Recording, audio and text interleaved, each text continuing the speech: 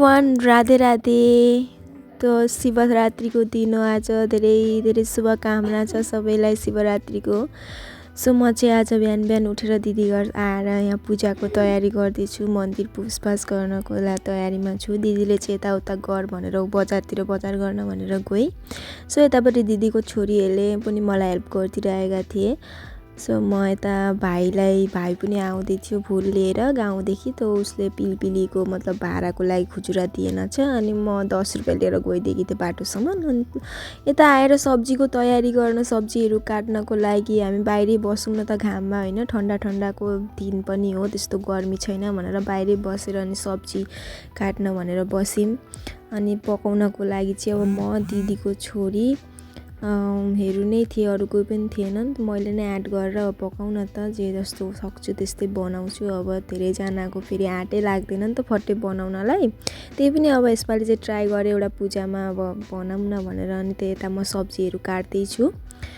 अनि धेरै खुसी लाग्छ अब पूजाआजा भइसके पछाडि। म चाहिँ व्रत थिएँ किनभने साँझमा पूजा गर्ने अनि दिनभरि व्रतै थिएँ। अनि यता कचू काटते हुए आपको कैसा लग रहा है?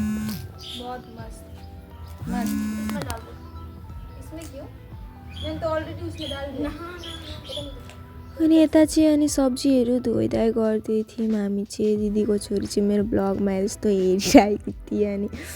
अनि त्यसपछि अनि यता फेरि शरीरले पनि अनि खाएको थिएन भन्दैमा पनि जोरदार सक्दी चाहिँ कहाँबाट आउँछ। अनि व्रत लिने चाहिँ बानी परेपछि त्यस्तै हो। कसैको भने फेरि व्रत लिएपछि चाहिँ केही गर्न नसक्ने, बसिराख्ने एकै जग्गामा त्यस्तो हुन्छ। मेरो चाहिँ त्यस्तो होइन। म चाहिँ यता खिर बनाउनको लागि, पायसको लागि चामल हेर्दै थिएँ। खिर पनि पुरी पनि सबै थोक बनाऊँ न भनेर टाइम त थिएदै थियो। अनि त्यसपछि चामल हेर्दै यता चाहिँ तेल खनाउँदै थिएँ। सबसे कष्ट भनेको यही हो। अनि त सब्जी बनाउनको लागि त्यसले चलाउन सकिनँ नि त, सानै चाहिँ बिचरा। अनि म हेल्प गरिदिँदै थिएँ सब्जीको लागि चाहिँ। त्यस पछाडि म यता खिचडी पनि बनाउनु पर्यो भनेर खिचडीको लागि पनि धेरैजनाको हो, फेरि सानोमा बनाएर हुँदैन, ठुलो भाँडामा बनाउनु पर्यो। अनि फर्स्ट टाइम है गाइस मैले यसरी बनाएकी चाहिँ थिइनँ आजै। त्यही पनि धेरै राम्ररी बन्यो, धेरै खुसी लाग्यो। भगवानले चाहिँ धेरै साथ दिए जस्तै लाग्यो मलाई नि त हैन। यता पुरी बनाउन लागि म आटा पनि मार्नको लागि धेरै होइन, बेसी नबनाउने, 20-30 वटा मात्रै बनाउने भनेर नि त। सकिँदैन त्यसरी, टाइम पनि थिएन एक्लै। अनि यता चाहिँ म आटा मार्दै थिएँ किनभने दिदी पनि भ्याकिदिन उता मन्दिरको पनि कामहरू गर्न। अनि त्यो त सानै छन्, अब कहाँ सक्छन् भन्ने भयो नि त। अनि यता म चाहिँ सब पकाइरहेकी थिएँ हैन। के गर्नु, पकाउनु त पर्छ।